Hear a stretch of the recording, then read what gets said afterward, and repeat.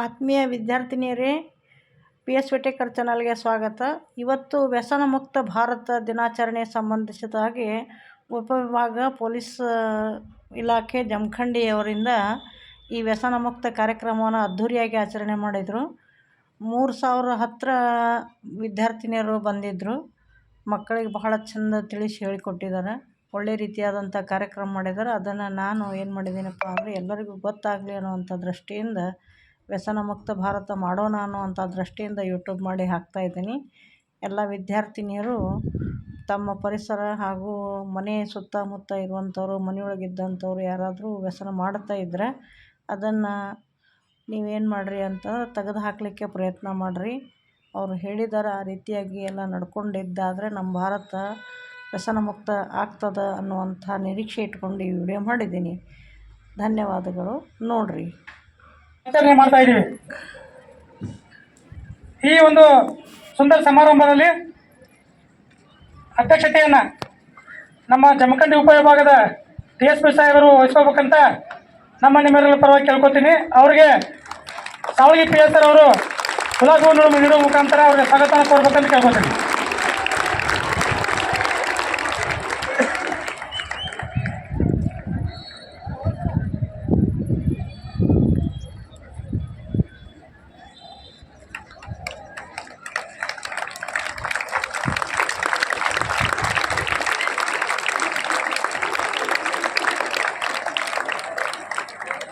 ಅದೇ ರೀತಿ ಈ ಸಮಾರಂಭದಲ್ಲಿ ನಮ್ಮ ಬನಾಟಿಯ CPS ಸಾಹೇಬರು ಬಂದಿದ್ದಾರೆ.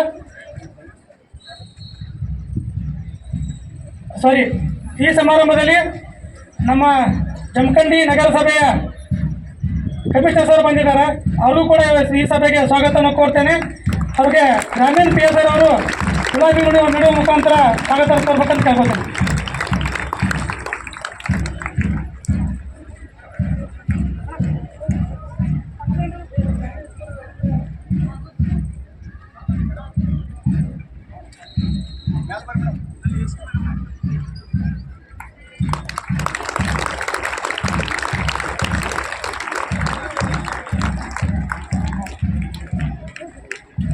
ಈಗ ತಾನೇ ಈ ಸಭೆಗೆ ನಮ್ಮ ಜಮಖಂಡಿ ಉಪವಿಭಾಗದ AC ಮೇಡಮ್ ಅವರು ಬಂದಿದ್ದಾರೆ.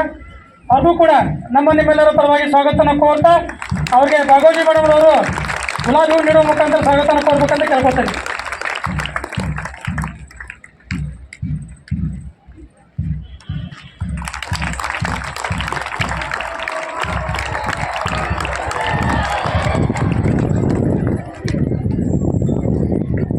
ಅದೇ ರೀತಿ ನಮ್ಮ ಬನಟಿಯ CPS ಸಾಹೇಬರು ಕೂಡ ಬಂದಿದ್ದಾರೆ. ಅವ್ರಿಗೂ ಕೂಡ ನಮ್ಮ ಸಾವಳಿ PS ಅವರು ಗುಲಾಬಿ ನೀಡುವ ಮುಖಾಂತರ ಸ್ವಾಗತ ಕೊಡ್ಬೇಕಂತ ಕೇಳ್ಕೊತೇನೆ.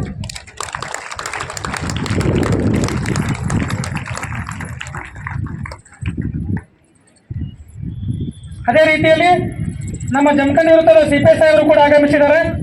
ಅವ್ರಿಗೂ ಕೂಡ ಕೇರಳ ಪೊಲೀಸ್ ಠಾಣೆ PS ಅವರು ಗುಲಾಬಿ ನೀಡುವ ಮುಖಾಂತರ ಸ್ವಾಗತ ಕೊಡ್ಬೇಕಂತ ಕೇಳ್ಕೊತೇನೆ.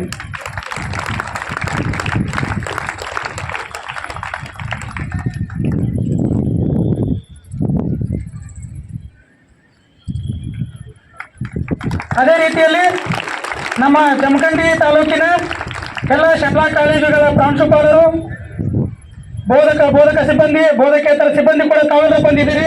ತಮಗೆಲ್ಲರೂ ಕೂಡ ನಾವು ಜಮಖಂಡಿ ಉಪವಿಭಾಗದ ಪರವಾಗಿ ತಮಗೆಲ್ಲ ಸ್ವಾಗತವನ್ನು ಕೋರ್ತೇನೆ. ಅದೇ ರೀತಿ ಎಲ್ಲ ನನ್ನ ಮುದ್ದು ಮಕ್ಕಳು ಕೂಡ ತಮ್ಮ ಅಮೂಲ್ಯವಾದ ಸಮಯವನ್ನು ಬಿಟ್ಟು ತಾವೆಲ್ಲ ಇಲ್ಲಿ ಕಾರ್ಯಕ್ರಮ ಬಂದಿದ್ದೀರಿ. ತಮ್ಮೆಲ್ಲರಿಗೂ ಕೂಡ ಸ್ವಾಗತವನ್ನು ಕೋರ್ತೇನೆ. ಅದೇ ರೀತಿಯಲ್ಲಿ ಈಗ ತಾನೇ ನಮ್ಮ ಜಮಖಂಡಿ ತಾಲೂಕಿನ ತಹಶೀಲ್ದಾರ್ ಸಾಹೇಬರು ಕೂಡ ಆಗಮಿಸಿದ್ದಾರೆ. ಅವರು ಕೂಡ ಈ ಸಭೆಗೆ ಸ್ವಾಗತವನ್ನು ಕೋರ್ತೇನೆ. ಅವರಿಗೆ ಕೇರಳ PS ಅವರು ಗುಲಾಬಿ ಹೂ ನೀಡುವ ಮುಖಾಂತರ ಸ್ವಾಗತ ಕೋರ್ಬೇಕಂತ ಕೇಳ್ಕೊತೇನೆ.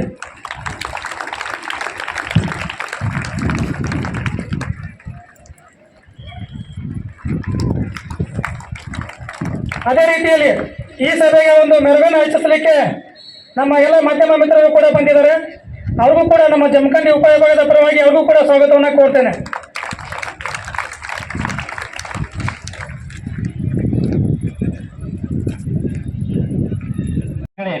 ಇವತ್ತಿನ ದಿನ ಯುವಕರು ತಮ್ಮ ವಿದ್ಯಾಭ್ಯಾಸವನ್ನು ಚೆನ್ನಾಗಿ ಮಾಡುವ ಮೂಲಕ ಭಾರತದ ಭಾವಿ ಪ್ರಜೆಗಳು ತಾವೆಲ್ಲರೂ ಭಾರತ ನಿರ್ಮಾಣದಲ್ಲಿ ಪ್ರಮುಖ ಪಾತ್ರವನ್ನು ವಹಿಸಬೇಕಾಗಿದೆ. ಆದರೆ ಇತ್ತೀಚಿನ ದಿನಗಳಲ್ಲಿ ಬದಲಾದ ಜಗತ್ತಿನಲ್ಲಿ ಈ ಮಾದಕ ವಸ್ತುಗಳು ಇಂತಹ ದುಶ್ಚಟಗಳಿಗೆ ಬಲಿಯಾಗುವ ಮೂಲಕ ನಮ್ಮ ಯುವಕರು ತಪ್ಪು ದಾರಿಯನ್ನು ಹಿಡಿಯುವ ಮೂಲಕ ಸಮಾಜಘಾತಕ ಚಟುವಟಿಕೆಗಳಲ್ಲಿ ತೊಡಗತಕ್ಕಂಥದ್ದು ಬಹಳಷ್ಟು ಕಡೆ ನಾವು ಕಾಣ್ತಾ ಇದ್ದೇವೆ. ಅಂತಹ ಘಟನೆಗಳು ಆಗದಂತೆ ಈ ಮಾದಕ ವಸ್ತುಗಳ ಸೇವನೆಯಿಂದ ಆಗ್ತಕ್ಕಂತಹ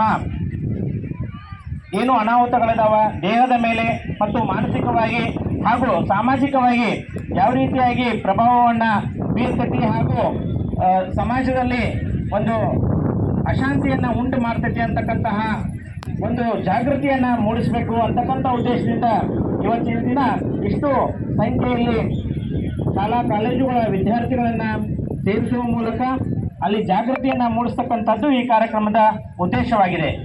ಇದನ್ನು ನಮ್ಮ ಆರೋಗ್ಯ ಇಲಾಖೆ ಆಗಿರ್ಬೋದು, ಪೊಲೀಸ್ ಇಲಾಖೆ ಆಗಿರ್ಬೋದು, ಇನ್ನಿತರ ಇಲಾಖೆಗಳ ಸಹಯೋಗದೊಳಗೆ ಇಂತಹ ಕಾರ್ಯಕ್ರಮಗಳನ್ನು ಶಾಲಾ ಕಾಲೇಜುಗಳ ಮಟ್ಟದಲ್ಲಿ ನಾವು ನಡೆಸ್ತೇವೆ. ಆದರೆ ಇವತ್ತಿನ ದಿನ ಈ ಒಂದು ಅಗಾಧವಾದ ಏನು ಯುವಕರ ಒಂದು ಸಮ್ಮುಖದಲ್ಲಿ ಇವತ್ತಿನ ದಿನ ಈ ಜಾಗೃತಿ ಕಾರ್ಯಕ್ರಮವನ್ನು ಆಯೋಜಿಸಿದ್ದೇವೆ. ತಾವೆಲ್ಲರೂ ಕೂಡ ಅದರ ಒಂದು ಮಹತ್ವವನ್ನು ಅರಿಬೇಕು ಹಾಗೂ ತಾವುಗಳು ಅಷ್ಟೇ ಪಾಲನೆ ಮಾಡಿದ್ರೆ ತಮ್ಮ ಕುಟುಂಬ, ತಮ್ಮ ಸಮಾಜದಲ್ಲಿ ಇರ್ತಕ್ಕಂತಹ ಇನ್ನಿತರ ವಿದ್ಯಾರ್ಥಿಗಳಲ್ಲಿ ಈ ಡ್ರಗ್ಸ್ ಆಗಿರ್ಬೋದು, ಮದ್ಯಪಾನ ಆಗಿರ್ಬೋದು, ಧೂಮ್ರಪಾನ ಆಗಿರ್ಬೋದು, ಇಂತಹ ವಸ್ತುಗಳ ಸೇವನೆಯಿಂದ ನಮ್ಮ ಮಾನಸಿಕವಾಗಿ ಮತ್ತು ದೈಹಿಕವಾಗಿ ಏನೆಲ್ಲ ಪರಿಣಾಮಗಳು ಬೀರ್ತಾವು ಅಂತಕ್ಕಂಥದ್ದನ್ನು ತಾವೆಲ್ಲ ಅರಿತುಕೊಳ್ಬೇಕು. ಈ ರೀತಿ ನಾನು ಹೇಳ್ತಾ ಹೋಗಬೇಕು. ಇಂದು ನಾನು ಪ್ರತಿಜ್ಞೆ ಮಾಡುತ್ತೇನೆ, ಮಾದಕ ದ್ರವ್ಯಗಳು ನನ್ನ ಆರೋಗ್ಯ, ಶಿಕ್ಷಣ, ಭವಿಷ್ಯ ಹಾಗೂ ಸಮಾಜಕ್ಕೆ ಹಾನಿಕಾರಕ ಎಂಬುದನ್ನು ಅರಿತು ನಾನು ಯಾವುದೇ ರೀತಿಯ ಮಾದಕ ದ್ರವ್ಯವನ್ನು ಸೇವಿಸುವುದಿಲ್ಲ. ನನ್ನ ಸ್ನೇಹಿತರು, ಸಹಪಾಠಿಗಳು ಮತ್ತು ಕುಟುಂಬದ ಸದಸ್ಯರನ್ನು ಸಹ ಮಾದಕ ದ್ರವ್ಯಗಳಿಂದ ದೂರವಿಡಲು ಪ್ರೇರೇಪಿಸುತ್ತೇನೆ. ಕಾನೂನು ಬಾಹಿರ ಮಾದಕ ವಸ್ತುಗಳ ಮಾರಾಟ, ಸಾಗಾಟ ಅಥವಾ ಬಳಕೆಗೆ ಯಾವುದೇ ರೀತಿಯ ಬೆಂಬಲ ನೀಡುವುದಿಲ್ಲ. ಮಾದಕ ದ್ರವ್ಯಗಳ ದುಷ್ಪರಿಣಾಮಗಳ ಕುರಿತು ಜನರಲ್ಲಿ ಜಾಗೃತಿ ಮೂಡಿಸಲು ಸಹಕರಿಸುತ್ತೇನೆ. ಮಾದಕ ವಸ್ತು ಮುಕ್ತ ಶಾಲೆ, ಸಮಾಜ ಮತ್ತು ಉತ್ತಮ ಭಾರತ ನಿರ್ಮಾಣಕ್ಕೆ ನನ್ನ ಸಂಪೂರ್ಣ ಸಹಕಾರವನ್ನು ನೀಡುತ್ತೇನೆ. ಮಾದಕ ದ್ರವ್ಯಗಳಿಗೆ ಇಲ್ಲ ಎನ್ನಿ, ಆರೋಗ್ಯಕರ ಜೀವನಕ್ಕೆ ಹೌದು ಎನ್ನಿ. ಜೈ ಹಿಂದ್, ಜೈ ಹಿಂದ್, ಜೈ ಹಿಂದ್. Thank you. ಮಾಡ್ತೇನೆ. ನನ್ನ ಜೀವನವನ್ನ ಅತ್ಯಂತ ಆರೋಗ್ಯಯುತವಾಗಿ ನಾನು ರೂಪಿಸ್ಕೊಂತೇನೆ ಅಂತ ಹೇಳಿ ನೀವೆಲ್ಲ ಪ್ರಮಾಣ ವಚನ ಮಾಡಿದ್ರಿ. ಸೊ ಇದು ಯಾವಾಗ ಸಾರ್ಥಕ ಆಗ್ತದ ಅಂದ್ರ ಭಾರತ ದೇಶದೊಳಗಿರುವಂತ ಪ್ರತಿಯೊಬ್ಬ ಪ್ರಜೆ ನಾವು ಬೇರೆಯವ್ರದ್ದು ಕಂಪ್ಲೇಂಟ್ಸ್ ಹೇಳ್ಕೊಂತ ಹೋದಾಗ ನಮ್ಮ ಅಂಗಳದಲ್ಲಿರುವಂತ ಕಸನ ನಾವು ಕೇಳೋದೇ ಇಲ್ಲ, ಹೌದಾ? ಸೊ ಅದಕ್ಕೆ ನಮ್ಮ ಜೀವನವನ್ನ ಆರೋಗ್ಯಯುತವಾಗಿ ಮಾಡ್ಕೋಬೇಕು. ನಮ್ಮ ಜೀವನವನ್ನ ಕ್ರೀಡೆಯಿಂದ, ಶಿಸ್ತಿನಿಂದ, ಡಿಸಿಪ್ಲಿನ್ ಆಗಿ ನೀವೇನು ಅಭ್ಯಾಸ ಮಾಡೋರಿದ್ರಿ, ಸ್ಟಡಿ ಮಾಡೋರಿದ್ರಿ ಅಂತಂದ್ರೆ you should have discipline. So ಹಾಗೇನೆ ಜೀವನದೊಳಗೆ ನಾನು ಮದ್ಯವ್ಯಸನ ಮಾಡೋದಿಲ್ಲ ಅನ್ನುವ ಪ್ರತಿಜ್ಞೆಯನ್ನ ಇವತ್ತು ನೀವು ಹಾಕೊಂಡಿರಿ. ಅದರ ಪ್ರಕಾರ ನೀವು ನಿಮ್ಮ ಮನಸ್ಸನ್ನ ಡಿಸ್ಟ್ರಾಕ್ಟ್ ಆಗ್ಲಾರ್ದಂಗೆ ನೋಡ್ಕೋಬೇಕು. ಈಗ ನಮ್ಮ ಸ್ಟ್ಯಾಟಿಸ್ಟಿಕ್ ಹೇಳೋ ಪ್ರಕಾರ 10ನೇ ವಯಸ್ಸಿನಿಂದ 17ನೇ ವಯಸ್ಸಿನವರೆಗೂ, ಅಂದ್ರೆ ನೀವೇನಿಲ್ಲೆಲ್ಲ ಸೇರಿರಲ್ಲ, ಈ ವಯಸ್ಸೊಳಗೆ ಭಾರತದಲ್ಲಿ ಸುಮಾರು ಮದ್ಯವನ್ನ ಕುಡಿಯುವಂತಹ ಮಕ್ಕಳು 30 ಲಕ್ಷದ ತನಕ ಸಿಗ್ತಾರಂತೆ. ಗಾಂಜಾ ಸೇವನೆ ಮಾಡುವಂತಹ ಮಕ್ಕಳು 10 ಲಕ್ಷದ ತನಕ ಸಿಗ್ತಾರಂತೆ. ಸೊ ಇನ್ನು 10ರಿಂದ 17 ಅಂದ್ರೆ ಅವ್ರ ಜೀವನನೇ ನೋಡಿಲ್ಲ, ದೇ ಸ್ಟಾರ್ಟೆಡ್ ಗಾಂಜಾ ಸೇವನೆ ಮಾಡೋದು, ಮತ್ತು ಬೇರೆ ಬೇರೆ ಯಾವ್ಯಾವ ಇದ್ದಾವೆ, ಮದ್ಯ ಸೇವನೆ ಮಾಡೋದು, ಇವೆಲ್ಲವುಗಳನ್ನ ನಾವು ನೋಡ್ತೀವಿ. ಸೊ ನಾನು ಒಂದೇ ಹೇಳೋದೇನಂತಂದ್ರೆ, ಇವತ್ತು ನಾವೇನು ಪ್ರತಿಜ್ಞೆ ಮಾಡೀವಿ, ಉಪವಿಭಾಗ ಮಟ್ಟದಲ್ಲಿ ಏನು ಕಾರ್ಯಕ್ರಮವನ್ನು ಹಮ್ಮಿಕೊಂಡಿದ್ದೀವಿ, ಅದೇ ಯಾವುದೇ ಕಾರಣಕ್ಕೂ ನಮ್ಮ ಭಾರತ ದೇಶ, ನಮ್ಮ ಜೀವನ, ನೀವು ಹೆಂಗೆ ನಿಮ್ಮ ಜೀವನ, ನಿಮ್ಮ ಓಣಿ, ನಿಮ್ಮ ಕಾಲೋನಿ, ನಿಮ್ಮ ನಗರ, ನಿಮ್ಮ ಊರನ್ನ ಪ್ರೀತಿಸಿ ಆರೋಗ್ಯಯುತವಾಗಿ ಕಾಯ್ಕೊಂತೀರೋ, ಆಟೋಮೆಟಿಕ್ಲಿ ದೇಶ ಉದ್ಧಾರ ಆಗ್ತದೆ. ಸೊ ಅದಕ್ಕೆ ನನ್ನ ವಿನಂತಿ, ಮತ್ತೊಮ್ಮೆ ಎಲ್ಲ ಮಕ್ಕಳಿಗೆ ನೀವೇನು ಪ್ರತಿಜ್ಞೆ ಮಾಡಿರೋ ಅದ್ರ ಪ್ರಕಾರ ನಡಿಬೇಕು. ಮುಂದಿನ ಎಷ್ಟೋ ವರ್ಷದ ದೊಡ್ಡ ಜೀವನ ಇದೆ, 70-80 ವರ್ಷಗಳ ದೊಡ್ಡ ಜೀವನ ಇದೆ. ನಿಮ್ಮ ಜೀವನ ಇತರರಿಗೆ ಮಾದರಿ ಆಗೋ ಥರ ನೀವು ಬದುಕಬೇಕು. ಸೊ ಅದಕ್ಕೆ ಇವತ್ತೊಂದು ದಿನ ನಿಮಗೆ inspiration, this is one just an inspiration. ಒಂದು ಅರ್ಧ ತಾಸಿನ ಈ ಸಮಯವನ್ನು ನಾವೇನು ಮಾಡ್ತಾ ಇದ್ದೀವಿ ಅಂದರೆ, ಮುಂದೆಲ್ಲೋ ನಿಮಗೆ ದೊಡ್ಡವರಾದಾಗ, ಎಸ್ ಮೇಡಮ್ ಹೇಳಿದರು, DSP ಅವರಿದ್ದರು, ಅವರೆಲ್ಲರೂ ಹೇಳ್ಯಾರ ನಾವು ಮದ್ಯವ್ಯಸನವನ್ನು ಮಾಡಬಾರ್ದು, ಎಸ್ಪೆಷಲಿ ಗಂಡು ಮಕ್ಕಳು. ಸೊ ಅನ್ನೋದು ನಿಮಗೆ ಎಲ್ಲೋ ಮೋಟಿವೇಶನ್ ಆಗ್ತದ. ಉಪವಿಭಾಗ ಮಟ್ಟದಲ್ಲಿ ಇದು ಒಂದು ಅತ್ಯದ್ಭುತವಾದಂತಹ ಕಾರ್ಯಕ್ರಮವನ್ನು ಆಯೋಜಿಸಿರುವಂಥ ಪೊಲೀಸ್ ಇಲಾಖೆಗೆ ನಾನು ಅಭಿನಂದನೆಗಳನ್ನ ಹೇಳ್ತೇನೆ. ಸಾಮಾನ್ಯವಾಗಿ ಅವರು ತೆರೆ ಮರೆಯಲ್ಲೇ ಇದ್ದು ಕೆಲಸ ಮಾಡಿ, ಯಾರು ಅಪರಾಧಿಗಳಿದ್ದಾರ, ಯಾರು ಏನು ತಪ್ಪು ಕೆಲಸ ಮಾಡ್ತಿರ ಅವರನ್ನ ಹಿಡಿಯುವಂಥ ಕೆಲಸ ಮಾಡ್ತಾರೆ. ಈಗ ನಾವು ಅವೇರ್ನೆಸ್ ಮಾಡುವ ಮೂಲಕ, ತಪ್ಪಾಗೋಕ್ಕಿಂತ ಮುಂಚೆನೆ ಅವೇರ್ನೆಸ್ ಮಾಡಿ ಅದನ್ನು ಕ್ಯೂರ್ ಮಾಡುವಂಥ ಕೆಲಸವನ್ನ ನಮ್ಮ ಉಪವಿಭಾಗದ ಅಧಿಕಾರಿಗಳು ಮಾಡ್ತಾ ಇದ್ದಾರೆ. ಅವರಿಗೆ ನಾನು ಅಭಿನಂದನೆಗಳನ್ನ ಹೇಳ್ತೇನೆ. ಈ ಕಾರ್ಯಕ್ರಮ ಸಕ್ಸಸ್ಫುಲ್ ಆಗಲಿ. ಆ್ಯಂಡ್ ನೀವೆಲ್ಲರೂ ಎಷ್ಟೋ ದೂರದಿಂದ ಶಾಲೆಗಳಿಂದೆಲ್ಲ ನಡ್ಕೊಂಡು ಬಂದಿರಿ.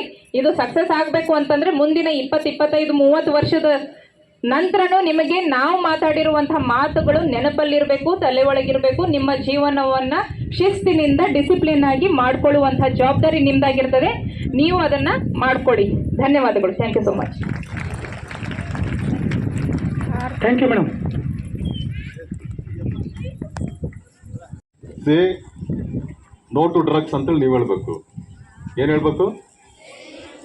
ನಾನು ಸೇ ಅಂತ ಹೇಳ್ತೀನಿ, ನೋ ಟು ಡ್ರಗ್ಸ್ ಅಂತೇಳಿ ನೀವು ಕೈ ಎತ್ತಿ ಸೇ. ಎಲ್ಲ ಜೋರಾಗಿ ಹೇಳ್ಬೇಕು, ಎಲ್ಲ ಕೈ ಎತ್ತಬೇಕೆಲ್ಲ ಮಕ್ಕಳೆಲ್ಲ. Say say say say. Okay, thank you.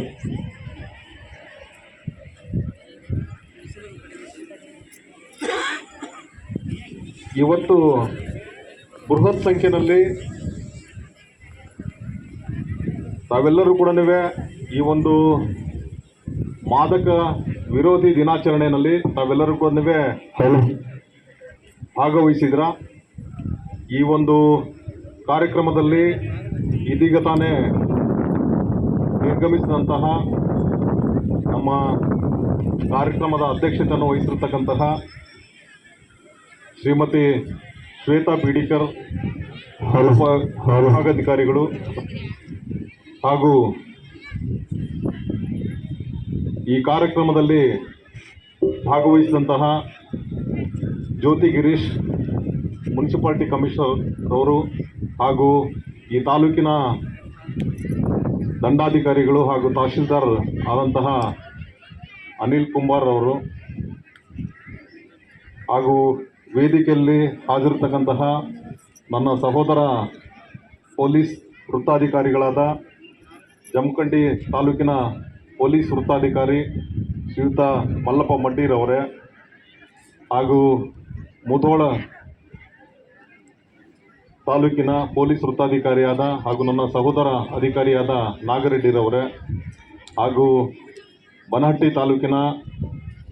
Terdal ತಾಲೂಕಿನ ಪೊಲೀಸ್ ವೃತ್ತಾಧಿಕಾರಿಯಾದ ಪಾಟೀಲ್ರವರೇ ಹಾಗೂ ಉಪವಿಭಾಗದ ಎಲ್ಲ PSIರವರೇ ಹಾಗೂ ವಿಶೇಷವಾಗಿ ಈ ಕಾರ್ಯಕ್ರಮದಲ್ಲಿ ಭಾಗವಹಿಸಿರತಕ್ಕಂತಹ ಎಲ್ಲ ಶಾಲಾ ಕಾಲೇಜಿನ ವಿದ್ಯಾರ್ಥಿನಿಯರೇ ಹಾಗೂ ವಿಶೇಷವಾಗಿ ಇವರೆಲ್ಲರನ್ನು ಕೂಡ ಕರೆಸಿ ಈ ಕಾರ್ಯಕ್ರಮದಲ್ಲಿ ಭಾಗವಹಿಸಲಿಕ್ಕೆ ಮುತುವರ್ಜಿಯನ್ನು ವಹಿಸಿರ್ತಕ್ಕಂತಹ ಎಲ್ಲ ಶಿಕ್ಷಕಿಯರೇ ಹಾಗೂ ಕಾಲೇಜಿನ ಪ್ರಾಂಶುಪಾಲರೇ ಹಾಗೂ ಈ ಒಂದು ಸಂದರ್ಭದಲ್ಲಿ ಇದನ್ನು ಹೆಚ್ಚು ಪ್ರಚುರಪಡಿಸಬೇಕು, ಇದನ್ನು ಹೆಚ್ಚಿನದಾಗಿ ಇದನ್ನು ಈ ಒಂದು ಜಾಗೃತಿ ಕಾರ್ಯಕ್ರಮವನ್ನು ಎಲ್ಲ ಮಾಧ್ಯಮಗಳಲ್ಲಿ ಬರಬೇಕು. ತಾವೆಲ್ಲರೂ ಕೂಡ ನೀವು ಹೆಚ್ಚಿನ ಸಂಖ್ಯೆಯಲ್ಲಿ ತಾವೆಲ್ಲರೂ ಕೂಡ ಬಂದಿದ್ರಿ. ವಿಶೇಷವಾಗಿ ತಮಗೆಲ್ಲರಿಗೂ ಕೂಡ ಅಭಿನಂದನೆಗಳನ್ನ ಸಲ್ಲಿಸಲಿಕ್ಕೆ ಇಷ್ಟಪಡ್ತೀನಿ. ಯಾರು ಮಾತಾಡಬಾರ್ದು, ದಯಮಾಡಿ ಕೇಳಿ. ಜಾಸ್ತಿ ಹೊತ್ತೇನು ಮಾತಾಡಲ್ಲ, ಸೈಲೆಂಟಾಗಿ ಕೇಳಿ. ಭಾಳ ಇಂಪಾರ್ಟೆಂಟ್ ಇದೆ, ಕೇಳಿ ಎಲ್ಲರೂ ಕೂಡ. ಯಾರು ಮಾತಾಡಬಾರ್ದು. ಇವತ್ತಿನ ಸಮಾಜದಲ್ಲಿ ಬಹಳಷ್ಟು ಚಾಲೆಂಜಿಂಗ್ ಟಾಸ್ಕ್ ಆಗಿರ್ತಕ್ಕಂತಹ ಒಂದು ಸಬ್ಜೆಕ್ಟ್ ಯಾವುದಂದರೆ ನಾರ್ಕೋಟಿಕ್ ಡ್ರಗ್ಸ್. ನಾರ್ಕೋಟಿಕ್ ಡ್ರಗ್ಸ್ ಏನಿದೆ, ಇದು ಯುವ ಸಮಾಜದ ಮೇಲೆ ಸಾಕಷ್ಟು ಪರಿಣಾಮವನ್ನು ಬೀರುತ್ತೆ. ಇದು ಬಾಗಲಕೋಟೆ ಜಿಲ್ಲೆಯಲ್ಲಿ ಸುಮಾರು 50,000ಕ್ಕಿಂತ ಹೆಚ್ಚಿನ ಸಂಖ್ಯೆಯಲ್ಲಿ ವಿದ್ಯಾರ್ಥಿನಿಯರು ಇದ್ದಾರೆ. ಇಲ್ಲಿ ಈ ಒಂದು ಕಾರ್ಯಕ್ರಮದಲ್ಲಿ 2,000ಕ್ಕಿಂತ ಹೆಚ್ಚಿನ ವಿದ್ಯಾರ್ಥಿನಿಯರು ಈ ಒಂದು ಕಾರ್ಯಕ್ರಮದಲ್ಲಿ ತಾವೆಲ್ಲರೂ ಕೂಡ ಭಾಗವಹಿಸಿದ್ರ. ಅದೇ ರೀತಿ ಜಿಲ್ಲೆಯಲ್ಲಿ ಸುಮಾರು 50,000ಕ್ಕಿಂತ ಹೆಚ್ಚಿನ ವಿದ್ಯಾರ್ಥಿನಿಯರು ಈ ಜಿಲ್ಲೆಯಲ್ಲಿ ಕಲಿತಾ ಇದ್ದಾರೆ. ಇವತ್ತು ಒಂದು ಮಾರಕವಾಗಿರ್ತಕ್ಕಂತಹ ಒಂದು ಅಂಶ ಏನಂದರೆ ನಾರ್ಕೋಟಿಕ್ ಡ್ರಗ್ಸ್. ಒಂದು ಅಧ್ಯಯನದ ಪ್ರಕಾರ ಪ್ರತಿಶತ 21% ಯುವಕರೇನಿದ್ದಾರೆ ಅದನ್ನು ತಂಬಾಕನ್ನು ಜಿಗಿಯತಕ್ಕಂಥ ಒಂದು ಕೆಲಸವನ್ನು ಮಾಡ್ತಾರೆ. ಆನಂತರ ಮದ್ಯ ಸೇವನೆ, ರಾಸಾಯನಿಕ ವಸ್ತುಗಳನ್ನು ಬಳಸ್ತಿರೋದು ಕೂಡ ಕಂಡುಬಂದಿದೆ. ಮಾದಕ ವಸ್ತುಗಳ ಪ್ರತಿಶತ ಯಾವ ರೀತಿ ಯೂಸ್ ಮಾಡ್ತಾ ಇದ್ದೀವಿ ನಾವು ಅಂದರೆ 23.39% ಜನ ಏನಿದ್ದಾರೆ ಅದನ್ನು ತಂಬಾಕನ್ನು ಸೇವನೆ ಮಾಡ್ತಕ್ಕಂಥ ಕೆಲಸ ಮಾಡ್ತಾರೆ. ಪ್ರತಿಶತ 21.4% ಮದ್ಯ ಸೇವನೆ ಮಾಡ್ತಾರೆ. ಆನಂತರ ಹೊಗೆ ಬರ್ತಕ್ಕಂತಹ ವಸ್ತುಗಳಿಗೆ ಸಂಬಂಧಪಟ್ಟಂತೆ 15.67% ಯುವಕರು ಮಾಡ್ತಾರೆ. 2.6% ಅಂದರೆ ಹೆಚ್ಚು ಕಡಿಮೆ 3% ಏನಿದೆ ಗಾಂಜಾ ಸೇವನೆ ಮಾಡ್ತಾರೆ. ಈ ಒಂದು 2.6% ಯುವಕರ ಒಂದು ಕಾಂಟ್ರಿಬ್ಯೂಷನ್ ಎಷ್ಟಿದೆ ಅಂದರೆ 53.85%. 53.85% ಯುವಕರೇನಿದ್ದಾರೆ ಗಾಂಜಾ ಸೇವನೆಗೆ ದಾಸರಾಗಿದ್ದಾರೆ. ಅದರಲ್ಲಿ ವಿಶೇಷವಾಗಿ 18ರಿಂದ 25 ವರ್ಷದೊಳಗಿನ ಯುವಕರೇನಿದ್ದಾರೆ ಈ ಒಂದು ಅತ್ಯಂತ ಅಪಾಯಕಾರಿ ಆದಂತಹ ಒಂದು ಗಾಂಜಾ ಸೇವನೆ ಹಾಗೂ ನಾರ್ಕೋಟಿಕ್ ಡ್ರಗ್ಸ್ಗಳಿಗೆ ದಾಸರಾಗಿದ್ದಾರೆ. ಈ ದೇಶವನ್ನು ಕಟ್ಟತಕ್ಕಂತಹ ಯುವಕರು ತಾವೇನಿದ್ದೀರಿ, ತಾವು ಮುಂದೆ ನಮ್ಮ ದೇಶದ ಪ್ರಜೆಗಳಾಗಿ ಈ ದೇಶವನ್ನು ಆಡಳಿತ ನಡೆಸೋರು ನೀವೆಲ್ಲರೂ ಕೂಡ. ಯುವಕರ ಒಂದು ಆರೋಗ್ಯ ಏನಿದೆ ಅದನ್ನು ತುಂಬ ಅದ್ಭುತವಾಗಿರಬೇಕು, ಆರೋಗ್ಯಕರವಾಗಿರಬೇಕು. ಯಾಕಂದರೆ ದೇಶ ಕಟ್ತಕ್ಕಂಥ ನೀವುಗಳು ಮುಂದೆ ಈ ಸಮಾಜ ಏನಿದೆ ಒಂದು ಸರಿದಾರಿಗೆ ತರ್ತಕ್ಕಂತಹ ಕೆಲಸ ಕಾರ್ಯಗಳು ನಿಮ್ಮಿಂದ ಆಗಬೇಕು. ವಿಶೇಷವಾಗಿ ಈಗ ಇರ್ತಕ್ಕಂತಹ ಸಮಾಜದ ಎಲ್ಲ ವಯಸ್ಸಿನ ನಾವೆಲ್ಲರೂ ಕೂಡ ಏನಿದ್ದೀವಿ ನಮ್ಮ ಕೂಡ ಒಂದು ಸಾಮೂಹಿಕ ಜವಾಬ್ದಾರಿ ಆಗುತ್ತೆ. ಆ ಒಂದು ನಿಟ್ಟಿನಲ್ಲಿ ನಾವೆಲ್ಲರೂ ಕೂಡ ಈ ಸಮಾಜವನ್ನು ವ್ಯಸನ ಮುಕ್ತ ಸಮಾಜವನ್ನಾಗಿ ಮಾಡಬೇಕಾಗುತ್ತೆ. ಒಂದು ಆರೋಗ್ಯಕರವಾಗಿರ್ತಕ್ಕಂತಹ ಒಂದು ಸಮಾಜವನ್ನು ಕಟ್ತಕ್ಕಂತಹ ಕೆಲಸ ಕಾರ್ಯಗಳು ಎಲ್ಲರಿಂದನೂ ಕೂಡ ಆಗಬೇಕಾಗುತ್ತೆ. ಇದು ನಾಟ್ ಓನ್ಲಿ ಪೊಲೀಸ್ ಆಫೀಸರ್ಸ್ ಅಥವಾ ಬೇರೆ ಸರ್ಕಾರಿ ನೌಕರರಿಗೆ ಅಷ್ಟೇ ಸೀಮಿತವಲ್ಲ, ಇದು ಎಲ್ಲರಿಗೂ ಕೂಡ ಒಂದು ಭಾಳಷ್ಟು ಏನಿದೆ ಒಂದು ಜಾಗೃತಿಯಾಗಿ ಇದನ್ನು ತಡೆಗಟ್ಟತಕ್ಕಂತಹ ಕೆಲಸ ಕಾರ್ಯಗಳು ಎಲ್ಲರಿಂದನೂ ಕೂಡ ಆಗಬೇಕಾಗುತ್ತೆ. ವಿಶೇಷವಾಗಿ ನಾವೆಲ್ಲರೂ ಕೂಡ ಹಿಂದೆ ನಾವೆಲ್ಲ ಕೇಳ್ತಾ ಇದ್ದೀವಿ, ಡ್ರಗ್ಸ್ ರಿಲೇಟೆಡ್ ಕೇಸ್ಗಳು ಏನಿದ್ದಾವೆ ಅವೆಲ್ಲ ಕೂಡ ಕಾರ್ಪೊರೇಟ್ ಸಿಟಿನಲ್ಲಿ ನಾವೆಲ್ಲರೂ ಕೂಡ ಕಾಣ್ತಾ ಇದ್ದೀವಿ, ಮೆಟ್ರೋಪಾಲಿಟನ್ ಸಿಟೀಸ್ಗಳಲ್ಲಿ. ಇವತ್ತು ಕಳೆದ 2-3 ದಶಕಗಳ ಹಿಂದೆ ಯಾವುದೋ ಒಂದು ಪ್ರತಿಷ್ಠಿತ ಕಾಲೇಜಿನ ಕ್ಯಾಂಪಸ್ಸಲ್ಲಿ ಡ್ರಗ್ಸ್ ಸಿಗುತ್ತೆ ಎಂಬ ಒಂದು ಅಂಶವನ್ನು ನಾವೆಲ್ಲರೂ ಕೂಡ ಪತ್ರಿಕಾ ಮಾಧ್ಯಮಗಳಲ್ಲಿ ನಾವೆಲ್ಲ ಓದಿ ತಿಳಿತಾ ಇದ್ದೀವಿ. ಇವತ್ತು ಏನಾಗಿದೆ, ಈ ಒಂದು ಗಾಂಜಾ ಸೇವನೆ ಮಾಡ್ತಕ್ಕಂಥವ್ರು ಅಥವಾ ನಾರ್ಕೋಟಿಕ್ ಡ್ರಗ್ಸಿಗೆ ಸಂಬಂಧಪಟ್ಟಂತೆ ಸೇವನೆ ಮಾಡ್ತಕ್ಕಂಥವ್ರು ಅವೆಲ್ಲವೂ ಕೂಡ ಗ್ರಾಮೀಣ ಪ್ರದೇಶ ಕೂಡ ಬಂದು ತಲುಪಿದೆ. ಕಳೆದ 5 ವರ್ಷಗಳ ಒಂದು ಅಪರಾಧಕ ಪಟ್ಟಿಯನ್ನು ತುಲನೆ ಮಾಡಿ ನೋಡಿದಾಗ ನಮ್ಮ ಒಂದು ಜಮಖಂಡಿ ಉಪವಿಭಾಗದಲ್ಲಿ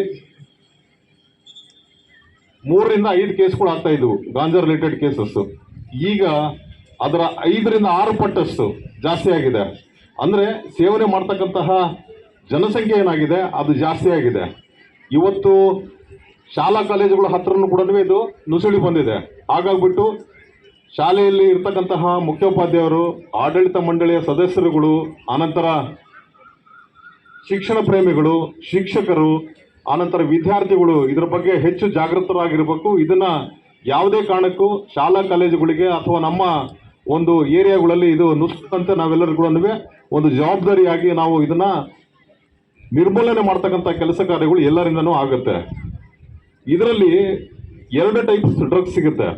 ಒಂದು ಸಿಂಥೆಟಿಕ್ ಡ್ರಗ್ಸ್, ಅಂದರೆ ನಾವು ಇಂಡಸ್ಟ್ರೀಸ್ನಲ್ಲಿ ಯಾವ ರೀತಿ ನಾವು ಪ್ರಿಪೇರ್ ಮಾಡಿಬಿಟ್ಟು ನಾವೆಲ್ಲ ಟ್ಯಾಬ್ಲೆಟ್ಸು ಅಥವಾ ಬೇರೆ ಘನ ಪದಾರ್ಥ ರೂಪದಲ್ಲಿ ನಾವೇನು ಕಾಣ್ತೀವಿ, ಅಂತಹ ಒಂದು ಮೆಡಿಸಿನ್ಸ್ ಕೂಡ ಇವತ್ತು ನಾರ್ಕೋಟಿಕ್ ಡ್ರಗ್ಸ್ ಆಗಿ ಅದನ್ನು ಪ್ರಿಪೇರ್ ಮಾಡ್ತಾರೆ. ಎರಡನೇದೇನಿದೆ, ನ್ಯಾಚುರಲಿ ಅವೈಲೇಬಲ್ ಇರ್ತಕ್ಕಂತಹ ಗಾಂಜಾ ಗಿಡಗಳು ತಾವೆಲ್ಲರೂ ಕೂಡ ನೋಡಿದ್ದೀರಾ. ಅವೆಲ್ಲ ಸಮೃದ್ಧಿಯಾಗಿ ನಮ್ಮ ಪ್ರದೇಶಗಳಲ್ಲಿ ಅವೆಲ್ಲ ಕೂಡ ಬೆಳೀತಾರೆ.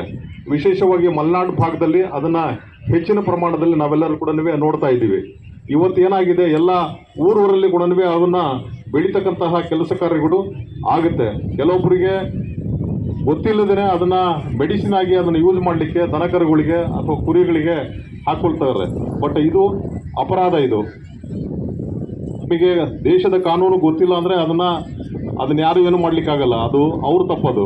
ಹಾಗಾಗ್ಬಿಟ್ಟು ಯಾರು ಕೂಡ ನಿಮ್ಮ ಊರಿನಲ್ಲೇ ಆಗಲಿ ಅಥವಾ ನಿಮ್ಮ ಪ್ರದೇಶದಲ್ಲೇ ಆಗಲಿ ಅಥವಾ ನಿಮ್ಮ ಶಾಲಾ ಕಾಲೇಜುಗಳ ಬಳಿ ಆಗಲಿ ಯಾರು ಕೂಡ ಇದನ್ನು ಗಾಂಜಾ ಸೇವನೆ ಮಾಡಬಾರ್ದು, ಮಾರಾಟ ಮಾಡಬಾರ್ದು.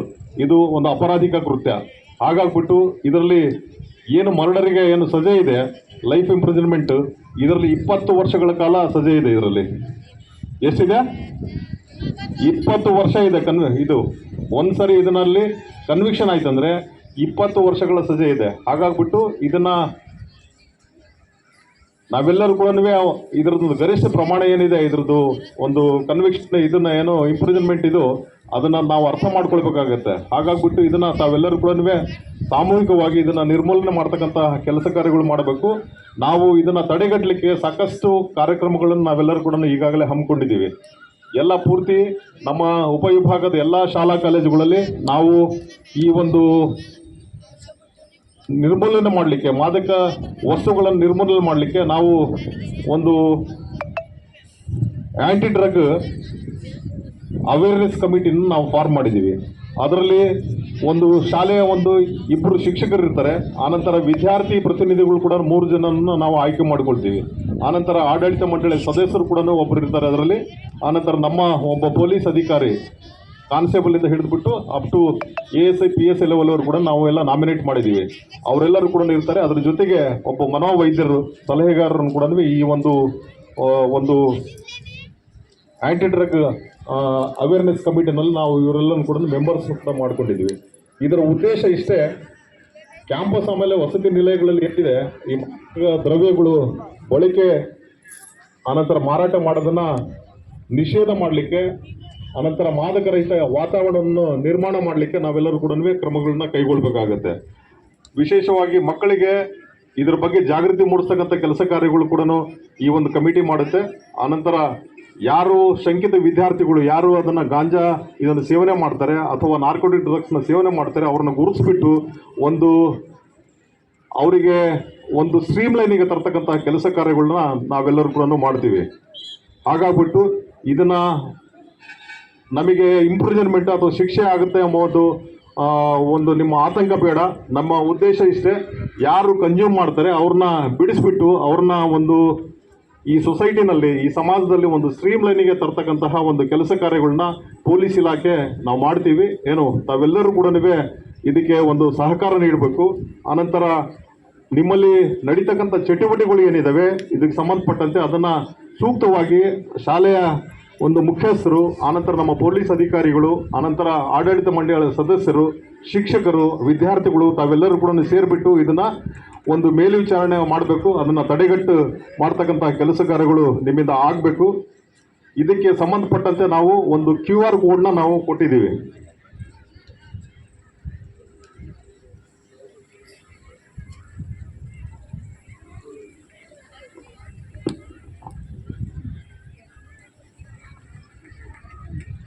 ಈ ಈ QR ಕೋಡ್ ಏನಿದೆ ಇದು ನಿಮ್ಮ ಎಲ್ಲ ಶಾಲಾ ಕಾಲೇಜುಗಳಲ್ಲಿ ನಾವು ಇದನ್ನ ಅಂಟಿಸಿರ್ತೀವಿ.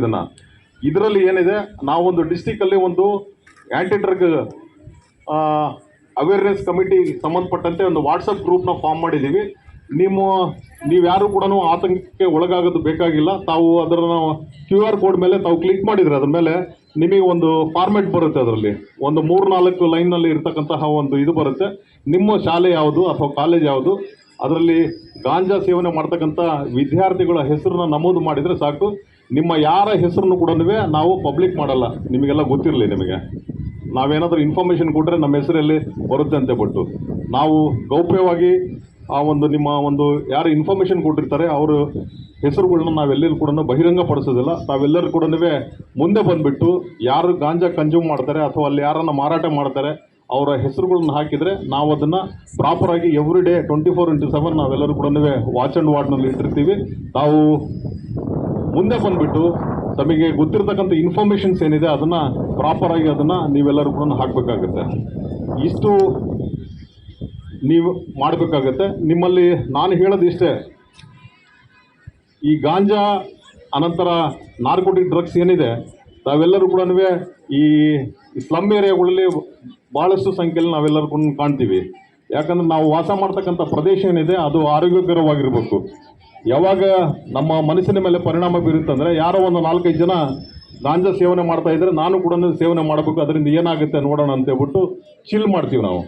ಹಾಗಾಗ್ಬಿಟ್ಟು ಅದನ್ನು ತಾವೆಲ್ಲರೂ ಕೂಡ ಅದಕ್ಕೆ ಬಲಿಯಾಗದ ರೀತಿಯಲ್ಲಿ ತಾವೆಲ್ಲರೂ ಕೂಡ ತಮ್ಮ ಸುತ್ತಮುತ್ತಲಿನ ಪ್ರದೇಶ ಏನಿದೆ ಅದನ್ನು ಭಾಳಷ್ಟು ಜಾಗೃತಿ ವಹಿಸಿಬಿಟ್ಟು ಅದನ್ನು ಆರೋಗ್ಯಕರವಾಗಿರ್ತಕ್ಕಂಥ ಸಮಾಜವನ್ನು ನಿರ್ಮಾಣ ಮಾಡಬೇಕು. ಆನಂತರ ಇದಕ್ಕೆ ಸಂಬಂಧಪಟ್ಟಂತೆ ಅವು ವೈದ್ಯಕೀಯ ಡಾಕ್ಟರ್ಸ್ ಕೂಡ ತೊಗೊಂಡಿದ್ದೀವಿ, NGOಸ್ನವರು ಕೂಡ ತೊಗೊಂಡಿದ್ದೀವಿ ಕಾರ್ಯಕ್ರಮಗಳಿಗೆ. ಅವರು ಕೂಡ ನಮ್ಮ ಜೊತೆ ಕೋಆಪರೇಟ್ ಮಾಡ್ತಾರೆ. ಈ ಒಂದು ಸಭೆಯಲ್ಲಿ ಅತಿ ಹೆಚ್ಚಿನ ಸಂಖ್ಯೆಯಲ್ಲಿ ತಾವೆಲ್ಲರೂ ಕೂಡ ಪಾರ್ಟಿಸಿಪೇಟ್ ಮಾಡಿದ್ದೀರಾ. ಈ ಒಂದು ನಾರ್ಕೋಟಿಕ್ ಡ್ರಗ್ಸ್ ಯಾವ ರೀತಿ ಇಂಪ್ಯಾಕ್ಟ್ ಆಗುತ್ತೆ ಅಂದರೆ, ನಮ್ಮ ಸೆಂಟ್ರಲ್ ನರ್ವಸ್ ಸಿಸ್ಟಮ್, ನಮ್ಮ ನರಮಂಡಲ ಏನಿದೆ ಅದ್ರ ಮೇಲೆ ಭಾಳಷ್ಟು ಪರಿಣಾಮಕಾರಿಯಾಗಿ ಮಾಡುತ್ತೆ. ಯಾರು ಡ್ರಗ್ಸ್ ಸೇವನೆ ಮಾಡ್ತಾರೆ ನೀವು ಈಸಿಯಾಗಿ ಗುರುತು ಹಿಡಿಬೋದು. ಅವರೆಲ್ಲರೂ ಕೂಡ ಏನಿರ್ತಾರೆ ಕೂಡ ಮಂದವಾಗಿರ್ತಾರೆ ನೋಡಲಿಕ್ಕೆ, ಯಾವಾಗಲೂ ಕೂಡ ಸ್ಲೀಪಿಂಗ್ ಮೋಡಲ್ಲಿ ಇರ್ತಾರೆ ಅವರು. ಆನಂತರ ಕೈ ನಡುಕ ಸ್ಟಾರ್ಟ್ ಆಗೋದು ಆನಂತರ ಅವರು ಒಂದು ಚಿಕ್ಕ ಮೆಟ್ಲನ್ನ ಇಳಿಬೇಕಾದ್ರೆ ದೊಡ್ಡ ಬಾವಿ ರೀತಿಯಲ್ಲಿ ಕಾಣುತ್ತೆ ಅವರಿಗೆ.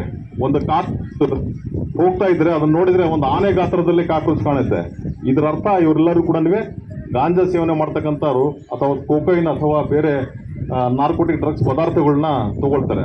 ಈಗ ಸಾಕಷ್ಟು ಸಂಖ್ಯೆಯಲ್ಲಿ ವಿದ್ಯಾರ್ಥಿಗಳು ಏನಿದ್ದಾರೆ ಎಲ್ಲೆಲ್ಲಿ ನಿಮ್ಮಲ್ಲಿರ್ತಕ್ಕಂತಹ ಈ ಸ್ಲಮ್ಗಳಲ್ಲಿ, ಆನಂತರ ನಿಮ್ಮ ನಿಮಗೆ ಪಾರ್ಕ್ ಏರಿಯಾಗಳಲ್ಲಿ ಅಲ್ಲಿ ಕೂಡ ಸಾಕಷ್ಟು ಸಂಖ್ಯೆಯಲ್ಲಿ ವಿದ್ಯಾರ್ಥಿಗಳು ಇದನ್ನು ಬಳಕೆ ಮಾಡ್ತಕ್ಕಂಥದ್ದನ್ನು ನಾವು ಗಮನಿಸಿದ್ದೀವಿ. ನಾವು ಹೆಚ್ಚಿನ ಜಾಗೃತಿ ವಹಿಸಿಬಿಟ್ಟು ನಾವು ಈ ಒಂದು ಜಮಖಂಡಿ ಉಪವಿಭಾಗದ ನಮ್ಮ 4 ತಾಲೂಕುಗಳಲ್ಲಿ ಇದನ್ನು ನಿರ್ಮೂಲನೆ ಮಾಡ್ತಕ್ಕಂತಹ ಒಂದು ಶಪಥವನ್ನು ನಾವೆಲ್ಲರೂ ಕೂಡ ತಗೊಂಡಿದ್ದೀವಿ. ನಾವೆಲ್ಲರೂ ಕೂಡ ಅತಿ ಉತ್ಸಾಹದಿಂದ ಈ ಒಂದು ಕಾರ್ಯಕ್ರಮದಲ್ಲಿ ತಾವೆಲ್ಲ ಭಾಗವಹಿಸಿದ್ದೀರಾ. ತಾವು ಈ ಒಂದು ಸಭೆಯನ್ನು ಯಶಸ್ವಿಗೊಳಿಸಿದ್ದೀರ. ತಮಗೆಲ್ಲರೂ ಕೂಡ ಶುಭವಾಗಲಿ. ನಾವೆಲ್ಲರೂ ಕೂಡ ಸೇರಿ ಈ ಒಂದು ಮಾದಕ ವಸ್ತು ಏನು ಸೇವನೆ ಮಾಡ್ತಾರೆ ಅದನ್ನು ನಿರ್ಮೂಲನೆ ಮಾಡಿಬಿಟ್ಟು ಗಾಂಜಾ ಬೆಳೆಯೋದನ್ನು ನಿರ್ಮೂಲನೆ ಮಾಡಿ, ಯಾರು ಸಿಂಥೆಟಿಕ್ ಡ್ರಗ್ಸ್ ಮಾಡ್ತಾರೆ ಅವ್ರನ್ನು ಕೂಡ ಆ ಒಂದು ಕೆಲಸದಿಂದ ಅವ್ರನ್ನ ಕೂಡ ಮುಕ್ತಿಗೊಳಿಸ್ತಕ್ಕಂಥ ಕೆಲಸಕ್ಕೆ